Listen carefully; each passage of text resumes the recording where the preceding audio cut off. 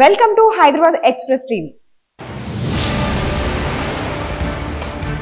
15 మంది సభ్యులతో 18వ లోక్సభ ప్రజాపద్దుల కమిటీ.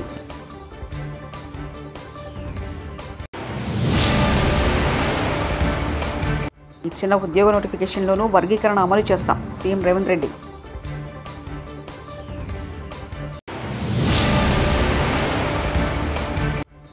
శ్రీశైలం మల్లన్నను దర్శించుకున్న ముఖ్యమంత్రి చంద్రబాబు.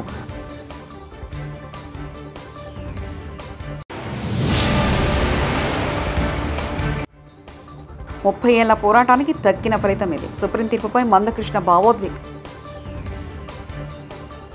లోక్సభ ప్రజాపద్దుల కమిటీ ఎన్నిక పూర్తయింది. 15 మంది సభ్యులతో 18వ లోక్సభ ప్రజాపద్దుల కమిటీ ఏర్పడింది. లోక్సభలో ప్రతిపక్ష నేత చైర్మన్గా ప్రజాపద్దుల కమిటీ ఏర్పాటు జరిగింది. 15 మందిలో 3 తెలుగువారికి అవకాశం కల్పించారు. కొత్త లోక్సభ కొలువుదీరిన తర్వాత ఎన్నికల ద్వారా ప్రజాపద్దుల కమిటీని సభ్యులు ఎన్నుకున్నారు. కమిటీలో సభ్యత్వం కోసం 19 మంది లోక్సభ సభ్యులు పోటీ పడ్డారు. చివరి నిమిషంలో 4 సభ్యులు ఉపసంహరించుకోవడంతో ఎన్నిక ఏకగ్రీవమైంది. 2025 ఏప్రిల్ 30తో సభ్యుల కాల పరిమితి ముగినుంది. ఆ తర్వాత మరోసారి ఎన్నిక జరగనుంది. ఎస్సీ వర్గీకరణపై సుప్రీంకోర్టు తీర్పు నేపథ్యంలో శాసనసభలో సీఎం రేవంత్ రెడ్డి కీలక ప్రకటన చేశారు. ఇటీవల ఇచ్చిన ఉద్యోగ నోటిఫికేషన్లోనూ వర్గీకరణను అమలు చేసేందుకు చర్యలు చేపడతామని చెప్పారు. సుప్రీంకోర్టు మాదిగ ఉపకులాల వర్గీకరణకు అనుకూలమైన తీర్పు ఇచ్చింది. సుప్రీం రాజ్యాంగ ధర్మాసనానికి కృతజ్ఞతలు తెలియజేస్తున్నాం. దేశంలోనే అందరికంటే ముందు భాగాన నిలబడి ఏబీసీడీ వర్గీకరణ చేసే బాధ్యతను తెలంగాణ ప్రభుత్వం తీసుకుంటుంది. ఇప్పుడు ఇచ్చిన ఉద్యోగ నోటిఫికేషన్లోనూ వర్గీకరణను అమలు చేస్తాం. దీనికి అవసరమైతే ఆర్డినెన్స్ తీసుకొస్తాం. మాదిగ ఉపకులాల వర్గీకరణకు సంపూర్ణంగా సహకరించాల్సిందిగా రాష్ట్ర ప్రభుత్వం తరఫున విజ్ఞప్తి చేస్తున్నానని సీఎం కోరారు. ఉమ్మడి రాష్ట్రంలో కానీ ప్రత్యేక తెలంగాణ రాష్ట్రంలో కానీ ఏబిసిడి వర్గీకరణ మీద మాదిగ ఉపకులాల యువకులు పోరాటాలు చేయడం జరిగింది. వారి పోరాటాల ఫలితం ఒకనాడు ఇదే శాసనసభలో మాదిగ ఉపకులాల వర్గీకరణ కోసం వాయిదా తీర్మానం ఇస్తే నాతో పాటు ఆనాటి శాసనసభ్యుడు సంపత్ కుమార్ను కూడా ఈ సభ నుంచి బహిష్కరించడం జరిగింది. గత ప్రభుత్వం ఏబిసిడి వర్గీకరణ మీద కేంద్రానికి ప్రధానమంత్రికి విజ్ఞప్తి చేయడానికి అఖిల పక్షాన్ని తీసుకెళ్తామని చెప్పి తీసుకుపోకుండా మాదిగ సోదరులను మోసం చేయడం జరిగింది. కానీ డిసెంబర్ 3, 2023 నాడు ప్రజాప్రభుత్వం బాధ్యత తీసుకున్న తర్వాత తక్షణమే మా ఉప ముఖ్యమంత్రి గారి సూచన మేరకు మాజీ ఉప ముఖ్యమంత్రి ప్రస్తుత మంత్రి దామోదర్ రాజనరసింహ గారి నేతృత్వంలో మా శాసనసభ్యులందరినీ అడ్వకేట్ జనరల్ని ఢిల్లీకి సుప్రీంకోర్టుకు పంపించి న్యాయ కోవిధులతో చర్చించి సుప్రీంకోర్టులో బలమైన వాదనను తెలంగాణ రాష్ట్ర ప్రభుత్వం కాంగ్రెస్ ప్రభుత్వం వినిపించడంతో ఈనాడు సుప్రీంకోర్టు మాదిగ ఉపకులాల వర్గీకరణకు అనుకూలమైన తీర్పునివ్వడం జరిగింది. నేను మనస్ఫూర్తిగా సుప్రీంకోర్టు కాన్స్టిట్యూషనల్ బెంచ్కు రాజ్యాంగ ధర్మాసనానికి మనస్ఫూర్తిగా కృతజ్ఞతలు తెలియజేస్తున్నా. 7 మంది జడ్జిలలో 6 మంది జడ్జిలు రాష్ట్రాలకు ఏబిసిడి వర్గీకరణ చెయ్యడానికి అనుమతి ఇచ్చింది. తెలంగాణ రాష్ట్ర ప్రభుత్వం తరఫున నేను స్పష్టమైన ప్రకటన చేస్తున్నా. దేశంలోనే అందరికంటే ముందు భాగాన నిలబడి తెలంగాణ రాష్ట్ర ప్రభుత్వం ఏబిసిడి వర్గీకరణ అమలు చేసే బాధ్యత మా మిత్రులు మా మంత్రివర్గ సహచరులు మేమందరం తీసుకుంటాం.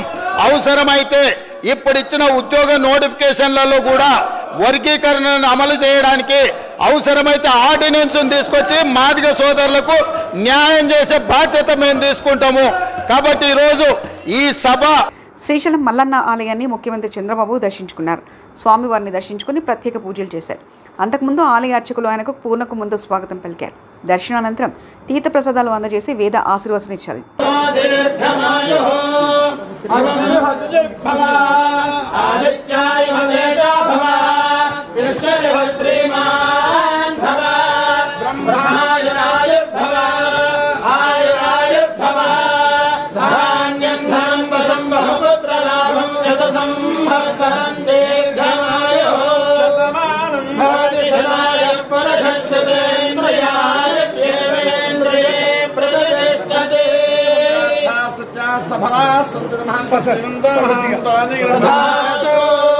गंगा पार्वती भ्रमराम्बासमेन मल्लिकाद्यसाम्प्रसादनाचन्द्राक्रम हंसाभिवृद्धिरस्तु अमरावती निर्माणस्य शीघ्रमेव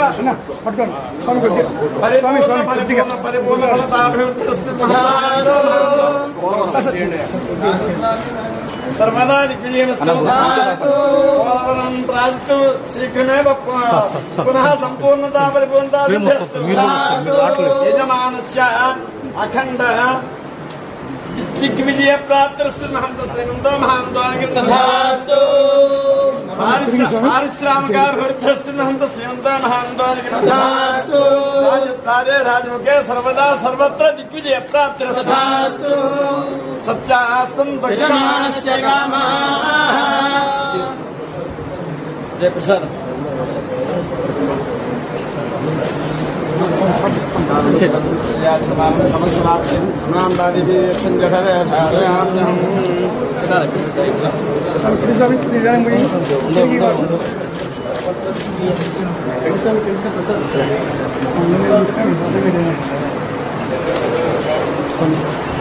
चीनू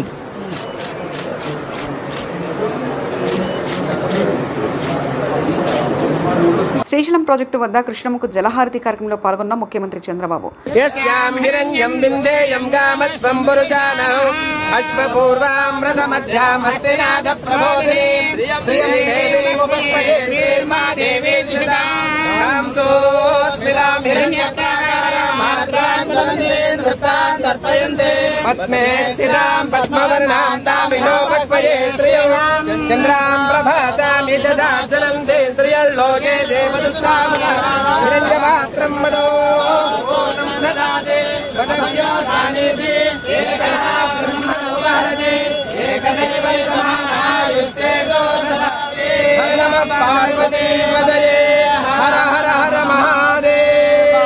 नमस्ते अस्तु भगवन् विश्वेश्वराय महादेवाय त्र्यंबकाय त्रिपुरान्तकाय त्रिकाग्निकालाय कालाग्निरुद्राय नीलकण्ठाय मृत्युञ्जयाय सर्वेश्वराय नमस्करोमि हर नमः पार्वतीपतये हर हर हर महादेव योपं पुष्पं वेद पुष्पवान् प्रजावान् पशुमान् भवति पुष्पवान् प्रजावान् पशुमान् भवति कर्पूरमङ्गलनीराजनं दर्शयामि नमस्करोमि नमः पार्वतीपतये हर हर पुरुषाय विद्महे महादेवाय धीमहि तन्नो रुद्रः प्रचोदयात् ईशानः सर्वविद्यानाम् ईश्वरः सर्वभूतानां ब्रह्माधिपतिर्ब्रह्मणाधिपतिर्ब्रह्मा शिवो मे अस्तु सदा सरस्वती नर्मदा सिन्धु कावेरी जलेऽस्मिन् सन्निधिं कुरु गंगा देवतायै नमो नमः कृष्णादेवी नदी देवतायै नमो नमः पुष्पाणि समर्पयामि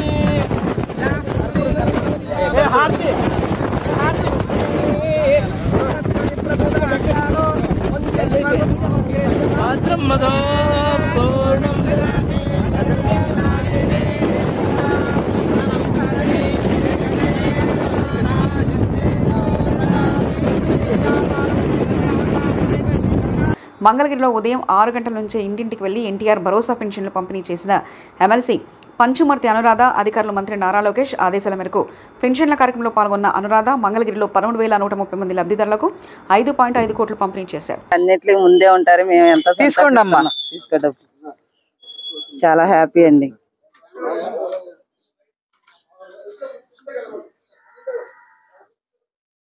ఎస్సీ ఎస్టీ రిజర్వేషన్ల ఉపవర్గీకరణకు సంబంధించి సుప్రీంకోర్టు ఇచ్చిన తీర్పుపై ఎంఆర్పీఎస్ వ్యవస్థాపకుడు మందకృష్ణ మాదిగ హర్షం వ్యక్తం చేశారు. ఢిల్లీలో మందకృష్ణ మాదిగ మీడియాతో మాట్లాడారు. రాష్ట్రాలకు ఉపవర్గీకరణ అధికారం ఉందని సుప్రీం తీర్పిచ్చిందని చెప్పారు. వర్గీకరణ కోసం ఎంఆర్పీఎస్ 30 ఏళ్లుగా పోరాటం చేస్తుందని, ఎంతోమంది నేతల ప్రాణాలు కోల్పోయారన్నారు. జాతికి జరిగిన అన్యాయాన్ని సరిదిద్దేందుకు పోరాడమని వివరించారు. నిలబెట్టుకుంటూ వచ్చే వాళ్ళం కాదు, ముందుకు సాగించే వాళ్ళు కాదు. మేము 30 ఏళ్లుగా ఉద్యమం నిలబడి ముందుకు సాగిందంటే, అంతిమంగా ఒక విజయం సాధించిందంటే సమాజంలో ఉండబడే అన్ని వర్గాల పెద్దల, ప్రజాస్వామికవాదుల, మీడియా పెద్దలందరి సంపూర్ణ సహకారం వల్లనే ఈ విజయం సాధించాం. అందువల్ల వాళ్ళందరికీ మేము ప్రత్యేకంగా ధన్యవాదాలు చెప్తున్నాం. ఈ విజయంలో అంకితం ఇస్తున్నాం. ఈ విజయం వల్ల న్యాయం వైపే న్యాయ వ్యవస్థ నిలబడుతుంది అనడానికి అన్యాయం జరిగిన వర్గాల పక్షాన్ని బలంగా న్యాయ వ్యవస్థ నిలబడుతుంది అనడానికి పెద్దలు చీఫ్ జస్టిస్ గారి ఆధ్వర్యంలో ఇచ్చిన తీర్పు న్యాయాన్ని బతికించడం కోసం, పేద వర్గాలకి అండగా నిలబడడం కోసం ఇచ్చిన తీర్పుగా మేము భావిస్తున్నాం. ఎస్సీ వర్గీకరణకు అనుకూలంగా తీర్పును ప్రకటించిన న్యాయమూర్తులందరికీ ప్రత్యేకంగా ధన్యవాదాలు చెప్తున్నాం. అంతేకాకుండా ఈ ప్రక్రియ వేగవంతం కావడానికి చాలా మంది పెద్దల మద్దతు ఉన్నది. ఈ ప్రక్రియ ముందుకు నడిపించే ప్రయత్నంలో కేంద్ర ప్రభుత్వం సంబంధించిన గౌరవ ప్రధానమంత్రి గౌరవ నరేంద్ర మోడీ గారు కూడా చొరవ తీసుకున్నాడు. ఆయనకు మేము ప్రత్యేక ధన్యవాదాలు చెప్తున్నాం. అదే సమయంలో గతంలో ఈ ప్రక్రియను ముందుకు నడిపించే ప్రయత్నంలో పెద్దలు వెంకయ్య నాయుడు గారు చొరవ తీసుకున్నాడు. ఆయనకు మేము ధన్యవాదాలు చెప్తున్నాం. ఇప్పుడున్న పరిస్థితిలో కిషన్ రెడ్డి గారు దీన్ని భుజానేసుకొని ముందుకు నడిపించే ప్రయత్నం చేశాడు. ఆయనకు ధన్యవాదాలు చెప్తున్నాం. అదే సమయంలో రఘునందన్ రావు నుంచి మొదలుకుంటే, సంజయ్ గారి నుంచి మొదలుకుంటే, ఈటల రాజేంద్ర నుంచి మొదలుకుంటే ప్రతి ఒక్కరి పాత్ర, ప్రతి ఒక్కరి బాధ్యత కూడా ఈ విజయంలో ఉన్నది. వాళ్ళందరికీ నేను ధన్యవాదాలు కూడా తెలియజేస్తున్నాను. ఇవాళ షెడ్యూల్ కులాల వర్గీకరణ అనేది గతంలో చంద్రబాబు నాయుడు గారు ప్రభుత్వం చేసింది. ఆనాడు వర్గీకరణ చేసింది చంద్రబాబు నాయుడు గారే. ఇవాళ తీర్పు వచ్చే సమయానికి మళ్ళా ముఖ్యమంత్రిగా ఆంధ్రప్రదేశ్లో చంద్రబాబు నాయుడు గారే ఉన్నారు. ఆ వర్గీకరణ చేసిన చంద్రబాబు నాయుడు గారికి మేము ప్రత్యేకంగా ధన్యవాదాలు చెప్తున్నాం.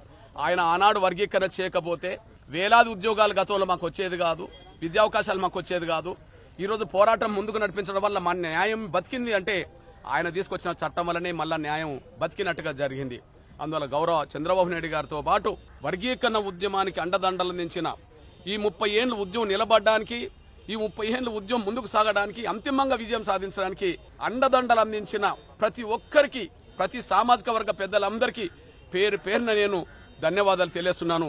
ఈ విజయం మాత్రం అమరులకు, ఉద్యమకారులకు, మద్దతు ఇచ్చిన సమాజానికి అంకితం ఇస్తున్నామనే విషయం కూడా తెలియజేస్తున్నాను. సుప్రీంకోర్టు అనుకూలమైన తీర్పిచ్చిన సమయంలో చంద్రబాబు నాయుడు గారు ముఖ్యమంత్రిగా ఉండడం అనేది మా జాతికి భవిష్యత్తుకు ఉపయోగపడుతుంది. రేపు వర్గీకరణ జరుగుతుంది. ఆ స్థానంలో మరొకరు కనుక ఉంటే మా వర్గీకరణ జరిగేది కాదు. సుప్రీంకోర్టు తీర్పు ఇచ్చినా కూడా దానికి ఏదో సాకులు చెప్పి కొంత అడ్డంకులు కల్పించడానికి ప్రయత్నం చేసేవాళ్ళు. ఇక్కడ చంద్రబాబు నాయుడు గారు ఉండడం వల్ల ఆ వర్గీకరణ అమలు జరుగుతుంది ఆంధ్రప్రదేశ్లో. అదే సమయంలో కాంగ్రెస్ తెలంగాణలో కూడా అనివార్యంగా అమలు చేయక తప్పదు. ఎందుకంటే కాంగ్రెస్ కూడా ఒక లాయర్ను పెట్టిందని చెప్పి రేవంత్ రెడ్డి గారు వాళ్ళు వీళ్ళు చెప్తున్నారు. కాబట్టి వర్గీకరణకు అనుగుణంగా లాయర్ పెట్టినప్పుడు, వర్గీకరణకు అనుకూలంగా తీర్పు వచ్చినప్పుడు ఖచ్చితంగా దాన్ని అమలు చేయాలి. ఆంధ్రప్రదేశ్లో గత 5 ఏళ్లలో 30,000 మంది మహిళలు మిస్ అయ్యారని, హ్యూమన్ ట్రాఫికింగ్ జరిగిందని పవన్ కళ్యాణ్ చెప్పిన మాటలు పచ్చి అబద్ధం. కేవలం 664 మంది మహిళలు, యువతులు ఆచూకీ మాత్రమే తెలియలేదని పార్లమెంట్ సాక్షిగా టీడీపీ ఎంపీలు అడిగిన ప్రశ్నకు కేంద్ర హోంశాఖ సమాధానం ఇచ్చింది. గత ప్రభుత్వం 98.5% కనబడకుండా పోయిన మహిళలు సురక్షితంగా ఇంటికి చేర్చవేసింది. మరి పవన్ కళ్యాణ్ ఏ నిఘా సంస్థలు చెప్పాయి, ఎవరు చెప్పారు? మీరు మహిళల్ని అడ్డుపెట్టుకుని కుట్రపూరితంగా రాజకీయం చేశారు. ఆంధ్రప్రదేశ్లో ఉన్న మహిళలందరికీ పవన్ కళ్యాణ్ వెంటనే క్షమాపణ చెప్పాలంటూ పోతిన మహేష్ వైఎస్ఆర్సీపీ నేత వ్యాఖ్యానించారు. ఇది కూడా వైసీపీ ఎంపీలో, రాజ్యసభ సభ్యులో అడిగినటువంటి ప్రశ్న కాదు. గత 5 సంవత్సరాల్లో ఎంతమంది మహిళలు జిల్లా వారీగా, వయసు వారీగా ఆచూకీ లభించలేదని తెలుగుదేశం పార్టీ ఎంపీలైనటువంటి పార్థసారథి గారు, అదేవిధంగా లావు కృష్ణ దేవరాయలు గారు అడిగినటువంటి ప్రశ్నకి పార్లమెంట్ సాక్షిగా కేంద్ర హోంశాఖ సమాధానం చెప్పింది. నిన్న ప్రశ్న నెంబర్ కూడా 1351, తేదీ 30 జూలై 2024లో లోక్సభలో కేంద్ర హోంశాఖ ఇచ్చినటువంటి లిఖితపూర్వకమైనటువంటి సమాధానం 2019 నుంచి 2023 వరకు 30,000 మంది మహిళలు అదృశ్యం కాలేదు. గత ప్రభుత్వం ప్రతి ఏడాది కూడా యువతలు ఆచూకీ లభ్యం కాకపోతే ఎంతో నిబద్ధతతో పనిచేసి 98.5% మహిళల్ని సురక్షితంగా వారి ఇంటికి చేరవేర్చారని లిఖితపూర్వకంగా తెలియజేశారు. మరి పవన్ కళ్యాణ్ గారికి ఏ నిఘా సంస్థలు చెప్పినాయి, ఎవరు చెప్పారు? మీరు మహిళల పట్ల, యువతలపై అడ్డం పెట్టుకొని కుట్రపూరితమైనటువంటి రాజకీయం చేశారు.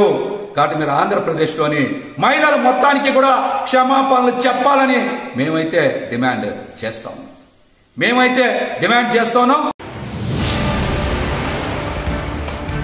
15 మంది సభ్యులతో 18వ లోక్సభ ప్రజాపద్దుల కమిటీ.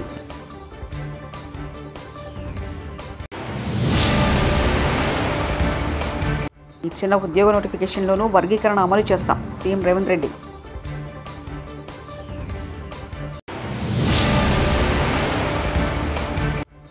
శ్రీశైలం మల్లన్నను దర్శించుకున్న ముఖ్యమంత్రి చంద్రబాబు.